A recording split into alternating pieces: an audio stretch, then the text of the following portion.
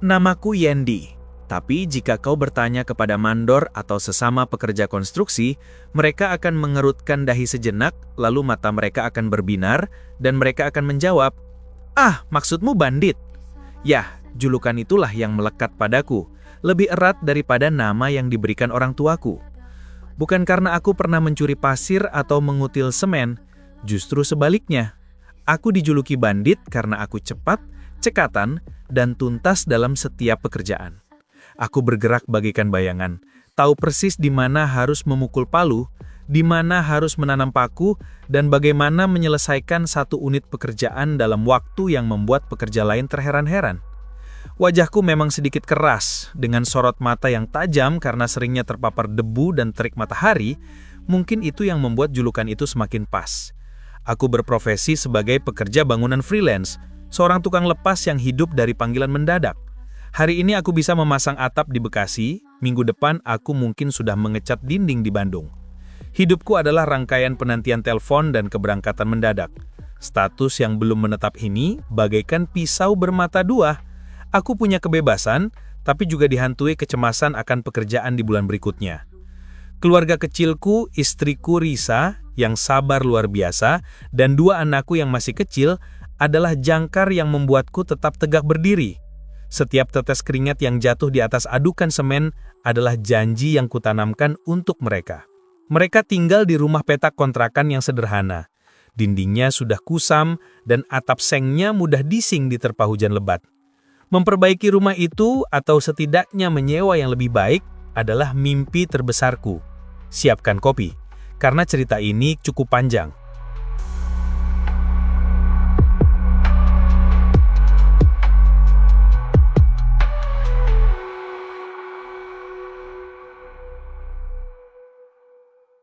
Pagi itu, mentari di bulan November belum benar-benar meninggi di kaki langit. Tetapi hawa panas khas kota pinggiran Jakarta sudah mulai merayap masuk, membuat udara di dalam petak kontrakan terasa pengap. Aku sedang duduk di kursi kayu reyot di teras, menyusap kopi pahitku. Kopi hitam yang sangat kental, sebagai bekal energi, menjadi rutinitas wajibku sebelum memulai hari. Aku sedang menghitung sisa uang di dompet. Jumlahnya memancing keningku berkerut. Ketika ponsel jadulku, merek Nokia yang masih menggunakan keypad bergetar hebat di meja kecil. Getarannya terasa mendesak, seolah membawa kabar yang tidak bisa ditunda. "Halo, siapa ini?" Jawabku dengan suara serak khas bangun tidur. Terdengar suara tawa gembira dari seberang. "Wah, santai bandit. Ini aku, Iwan. Sudah lama sekali kita tidak ngobrol." Iwan. Teman lamaku.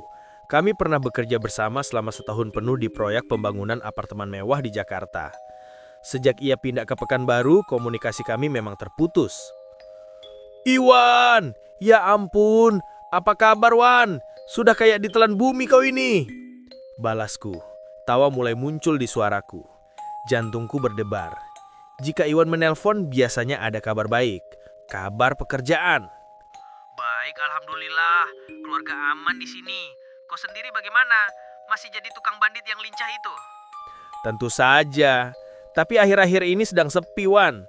Aku sedang menanti panggilan. Ini sudah hampir 2 minggu tanganku gatal tidak memegang palu. Aku sengaja memberikan isyarat. Iwan tertawa lagi. "Bagus. Kebetulan sekali aku menelponmu, Dit. Aku tahu kau sedang sepi. Di sini, di Pekanbaru, ada proyek besar. Mereka butuh orang-orang cekatan sepertimu. Proyek pembangunan perumahan klaster baru." Mataku langsung membulat. Proyek besar? Di Pekanbaru?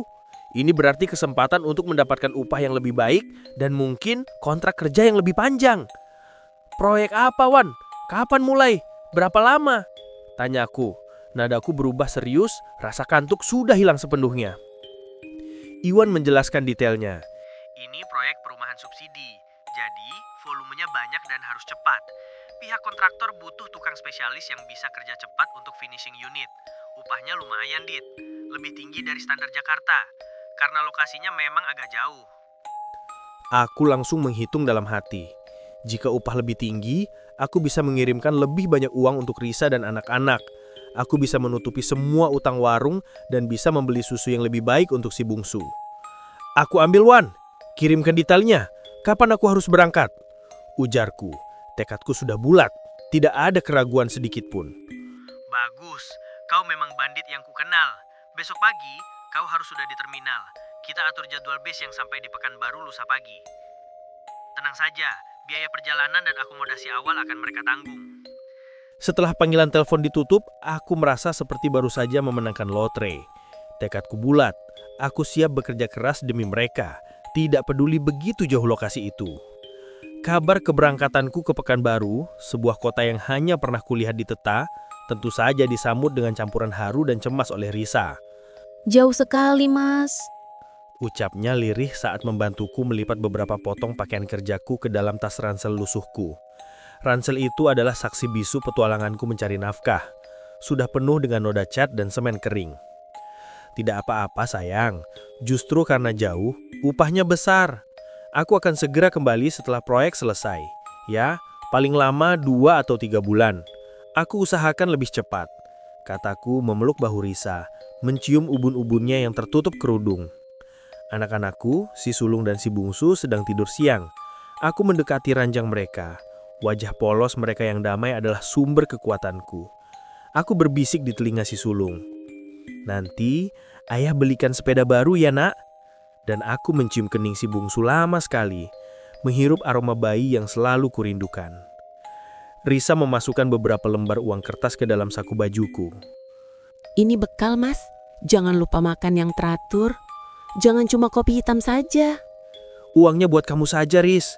Aku kan sudah dijamin makan di sana. Simpen ya, untuk kebutuhan anak-anak. Tolakku pelan. Sudah, Mas. Kamu harus pegang uang. Di perantauan, kita tidak pernah tahu apa yang terjadi. Sedikit pegangan itu perlu. Desaknya lembut. Aku mengalah. Risa memang selalu memikirkan segalanya. Malam itu terasa sunyi dan dingin, meskipun udara panas Jakarta masih menusuk. Sebelum tidur, aku memeluk Risa erat-erat, seolah berusaha menyimpan semua kehangapan dan kekuatannya untuk bekal perjalanan jauh. Keesokan paginya, aku sudah berada di terminal Kampung Rambutan, penuh sesak dengan manusia dan hiruk-pikuk bus antar kota. Setelah menunggu beberapa jam, akhirnya aku menaiki bus ALS yang akan membawaku melintasi Pulau Sumatera. Perjalanan ini memakan waktu lebih dari 24 jam. Di dalam bus yang dipenuhi asap rokok dan bau keringat, aku hanya bisa menatap pemandangan yang berganti-ganti di luar jendela. Sawah, pegunungan, hingga akhirnya kami menyeberang dan masuk ke jalanan yang lebih terjal di Sumatera. Aku menghabiskan waktu dengan mendengarkan lantunan lagu dangdut koplo dari earphone butuhku dan tidur sebentar-sebentar. 2 hari kemudian, setelah perjalanan panjang yang melelahkan, aku akhirnya tiba di Pekanbaru. Udara di Pekanbaru terasa lebih lembab dan berat, berbeda dari Jakarta. Aku segera menghubungi Iwan, dan tak lama kemudian ia sudah menemuiku di terminal bus. Bandit, sampai juga kau. Wajahmu sudah kayak zombie, kawan. Seru Iwan sambil menepuk punggungku keras-keras. Aku tertawa renyah, merasakan sedikit lega melihat wajah akrab. Beginilah nasib bandit yang harus menyeberangi lautan untuk mencari rezeki. Setelah melepas kangen dan berbasa-basi sejenak di warung kopi dekat terminal, kami segera membahas proyek. Lokasinya di mana, Wan? Tanyaku sambil menyeruput es teh manis yang dinginnya langsung membasahi tenggorokan. Iwan meletakkan gelasnya. Ekspresinya berubah, tidak sedominan tadi. Nah, ini dia. Lokasi perumahan ini agak jauh ke dalam, Dit. Bukan di pusat kota Pekanbaru. Ini di daerah pemekaran. Masih banyak tanah kosong dan perkebunan sawit di sekitarnya. Agak pelosok lah. Aku mengangguk santai saja. Tidak masalah, pikirku. Yang penting, aku bisa bekerja dan mendapatkan upah yang pantas tentunya. Sebagai pekerja freelance, aku sudah terbiasa bekerja di lokasi terpencil. Justru, biasanya lokasi yang jauh dari keramaian kota menawarkan suasana kerja yang lebih tenang. Iwan kemudian menelpon seseorang, sepertinya mandor proyek, yang akan membawaku ke lokasi pembangunan. Oke, fix. Kita berangkat sekarang. Mobilnya sudah di depan. Kau bisa langsung mulai kerja hari ini juga jika kau mau. Kata Iwan. Aku mau, Wan, tanpa buang-buang waktu. Jawabku tegas. Aku segera mengangkat ranselku. Iwan menepuk pundakku lagi. Kau memang bandit yang sejati. Selamat bekerja keras, kawan. Jaga diri di sana. Itu daerah baru, masih sepi. Aku hanya tersenyum tipis mengangguk dan melangkahkan kakiku menuju mobil pick-up yang sudah menunggu. Di jok mobil itu, aku menatap kembali Pekanbaru yang ramai sebelum mobil itu berbelok ke jalanan yang semakin sempit. Mobil pick-up yang menjemputku dari Pekanbaru terus melaju, meninggalkan jalanan aspal yang mulus, berganti menjadi jalan tanah yang mulai bergelombang dan berdebu. Pemandangan di kanan kiri kami mulai didominasi oleh rimbunnya pohon sawit dan semak belukar yang tinggi. Bau khas tanah basah dan daun kering mulai tercium, menggantikan bau knalpot dan polusi kota. Kita sudah mau sampai, Bang. Ujar supir pikap itu, seorang pemuda pendiam berwajah ramah. Tidak lama kemudian, kami tiba di lokasi. Suasana di sini masih tergolong sepi. Ya, namanya juga desa pemekaran. Daerah yang baru mulai disentuh pembangunan jauh dari hiruk-pikuk. Hanya ada beberapa unit rumah yang sudah berdiri setengah jadi, dikelilingi pagar kayu seadanya, dan sisanya adalah tanah lapang yang baru diratakan. Aku harus mengakui, aku cukup asik dengan suasana ini. Udara yang kurasakan jauh lebih segar daripada di Jakarta. Daerah ini masih dikelilingi hutan-hutan kecil, bukan hutan belantara, melainkan semacam kebun campuran yang sudah lama tak terurus. Dan yang paling kusenangi, suara serangga hutan masih menghiasi pendengaranku. Suara jangkrik yang bersahutan, cengkerik yang nyaring, dan gelegar kodok jika malam tiba. Suara-suara alam ini menjadi latar belakang alunan musik alam yang menenangkan, jauh lebih baik daripada klakson angkot yang bising. Aku segera diperkenalkan kepada mandor lapangan dan beberapa pekerja lain. Mereka semua tampak ramah, meskipun sebagian besar adalah orang lokal. Tugasku langsung dimulai, mengerjakan finishing satu unit rumah tipe 36, mulai dari pemasangan keramik sisa, pengecetan ulang, hingga hal-hal detail lainnya. Aku bekerja dengan tempo cepat dan fokus. Aku ingin secepatnya menyelesaikan unit ini, mendapatkan upah penuh, dan mengambil proyek lain agar aku bisa segera pulang. Hari-hari berlalu begitu cepat. Aku tenggelam dalam rutinitas. Pagi hingga sore, aku memalu, mengukur, dan merapikan. Malamnya, aku kembali ke mes yang telah disediakan oleh perusahaan. Mes itu sebenarnya hanya sebuah bangunan semi permanen dengan beberapa bilik, letaknya sekitar 300 meter dari lokasi pembangunan. Tidak terlalu jauh, tapi harus melewati jalan tanah yang gelap gulita.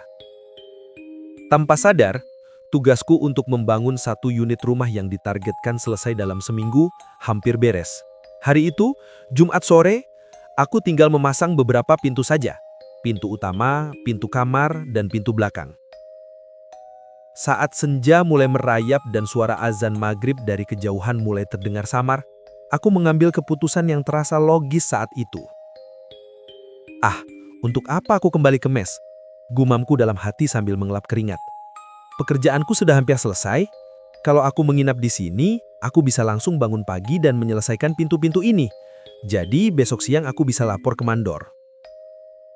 Ya, kupikir daripada bolak-balik ke mes, lebih baik aku menginap saja di rumah yang hampir rampung ini.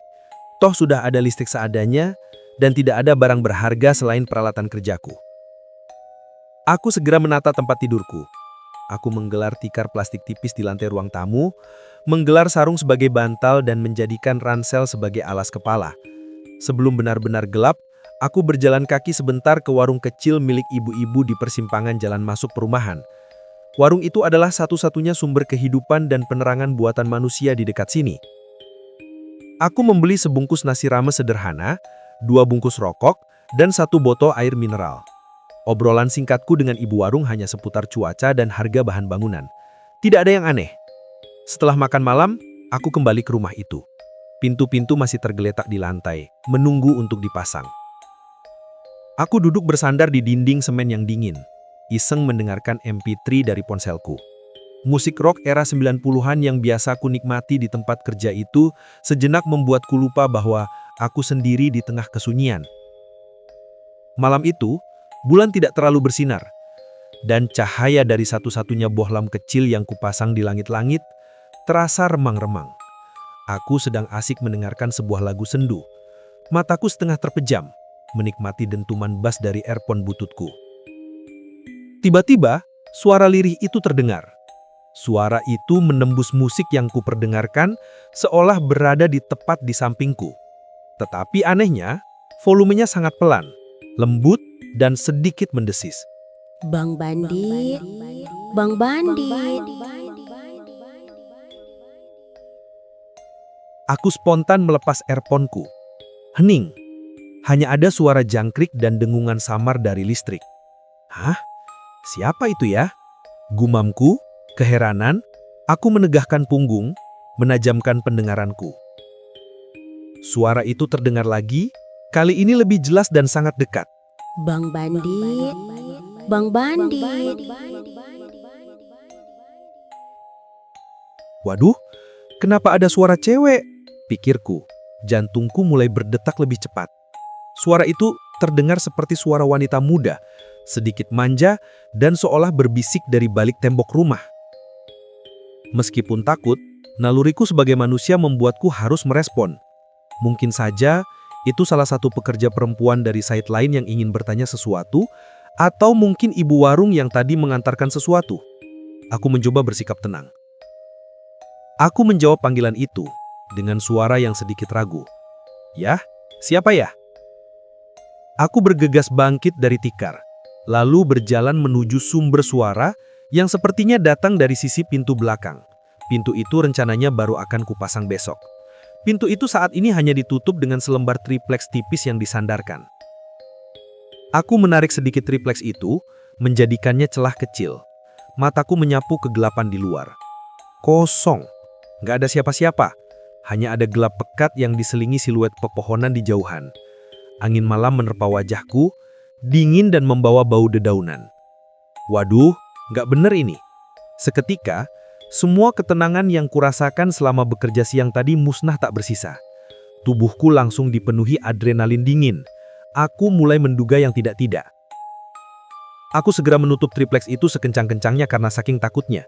Bahkan suara brak dari triplex yang menabrak kusen kosong itu mengagetkan diriku sendiri. Aku tidak mau berpikir macam-macam.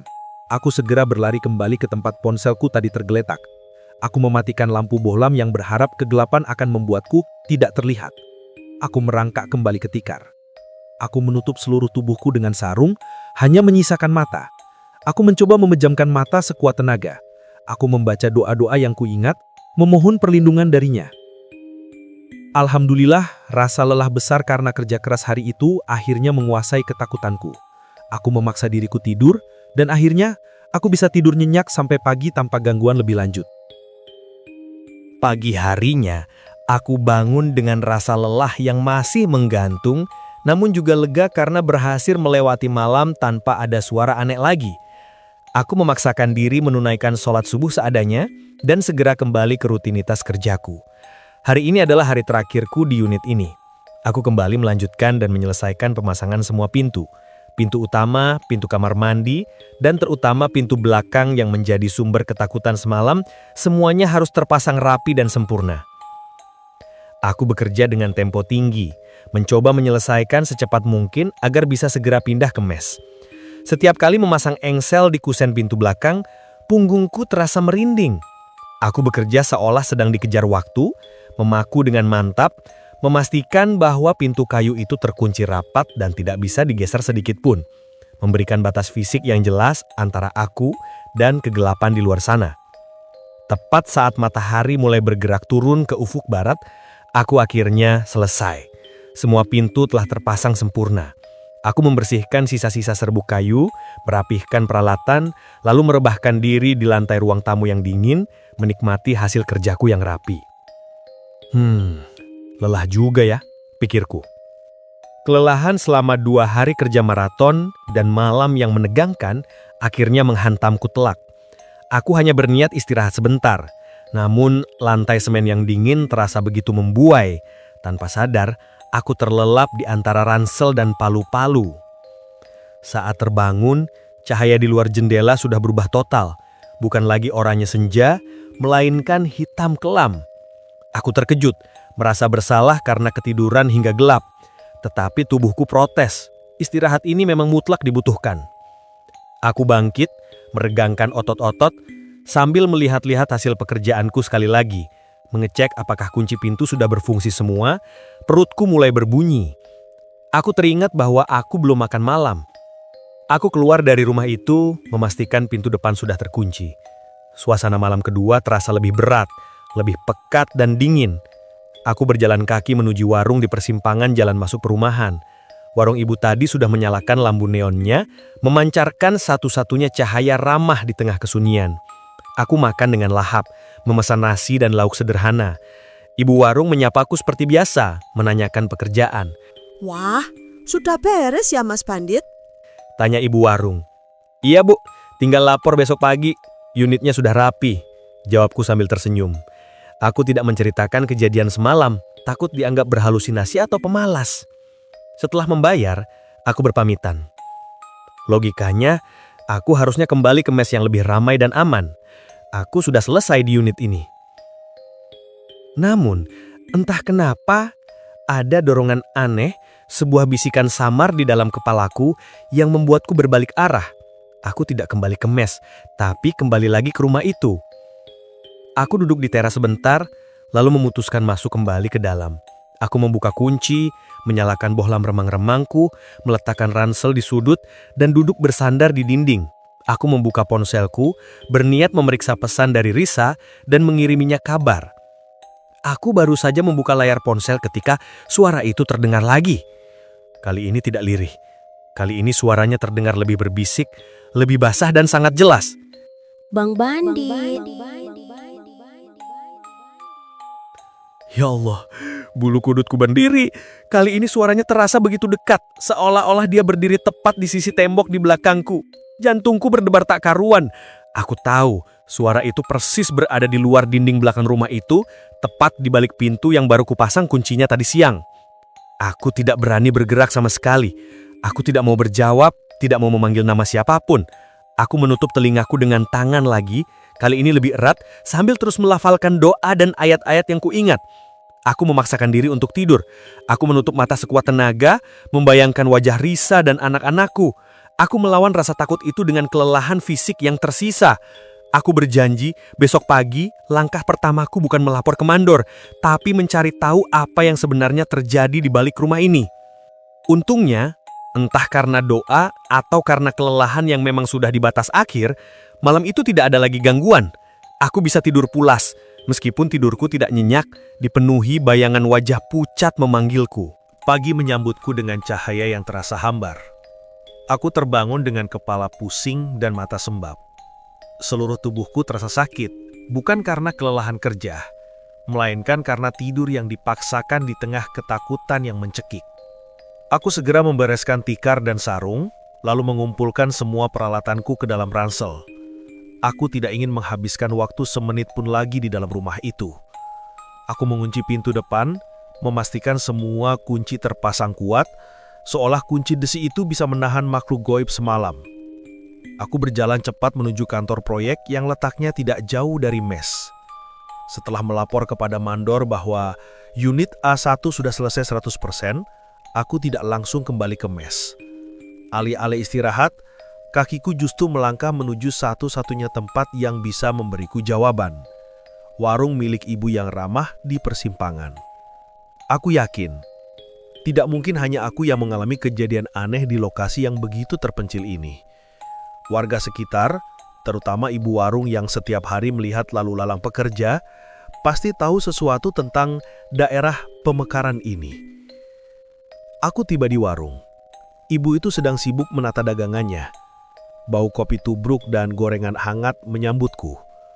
Aku duduk di bangku kayu panjang yang terletak di depan warung.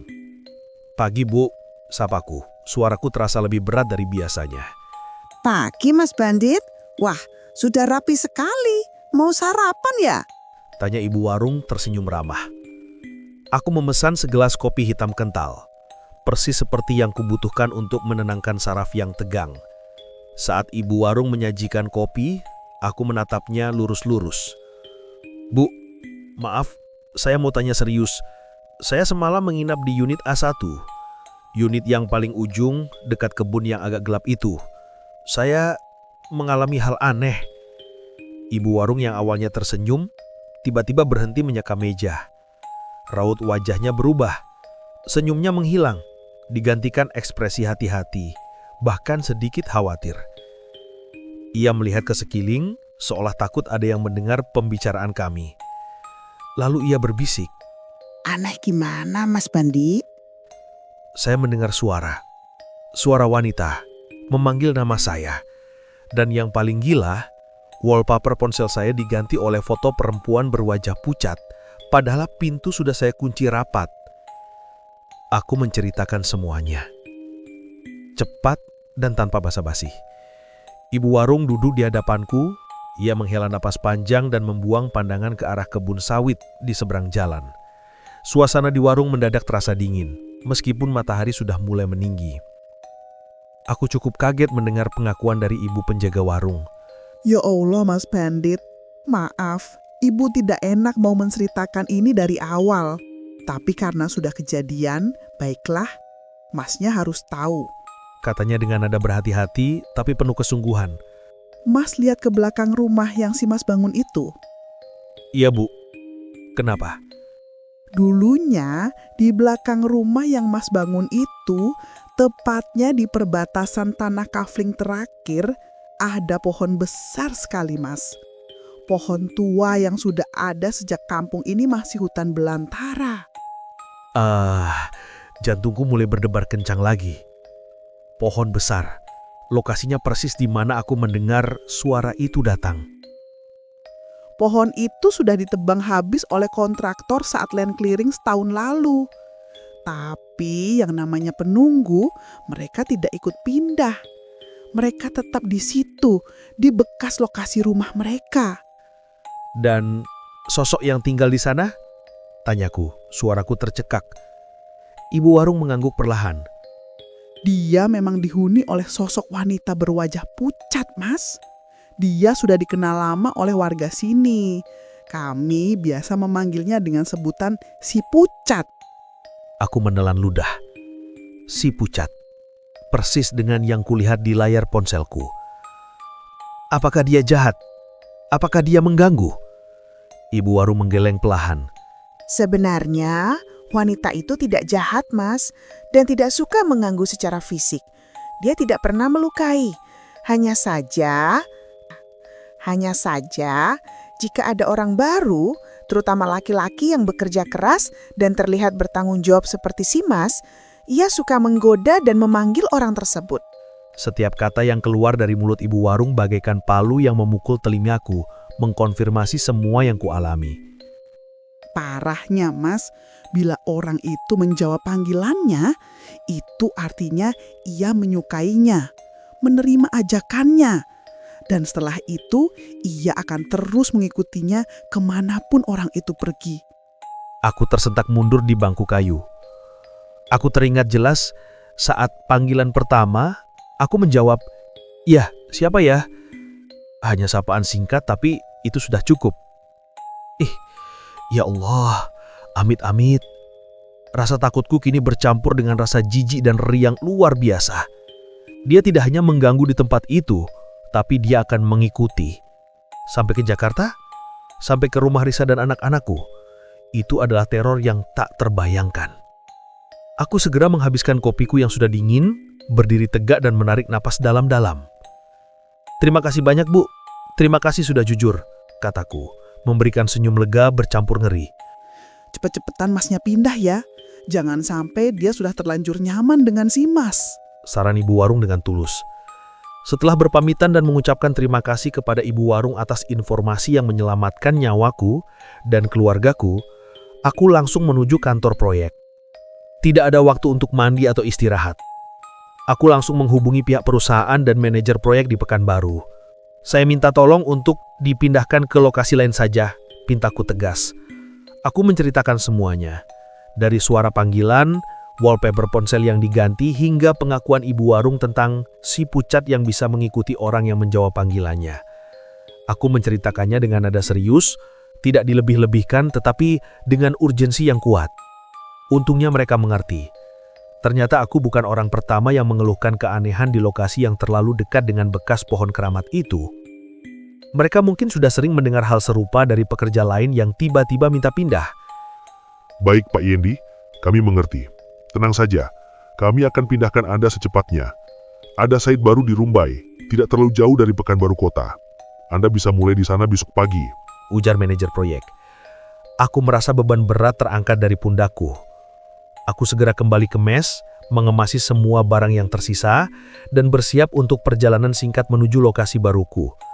Aku hanya ingin segera keluar dari desa pemekaran yang penuh bisikan menakutkan itu. Alhamdulillah, di tempat baru ini, sebuah perumahan di Rumbai yang lebih ramai dan dekat dengan pemukiman warga, aku tidak menemui hal-hal aneh yang serupa. Ya, paling cuma berisik kendaraan yang lalu lalang dan teriakan anak bola main di sore hari. Itu adalah noise yang aku anggap sebagai musik surga. Aku bisa bekerja dengan tenang dan yang terpenting, aku merasa aman. Setiap malam saat aku membuka ponsel dan melihat foto Risa dan anak-anakku, aku bersyukur karena si Pucat tidak berhasil mengikutiku ke tempat ini.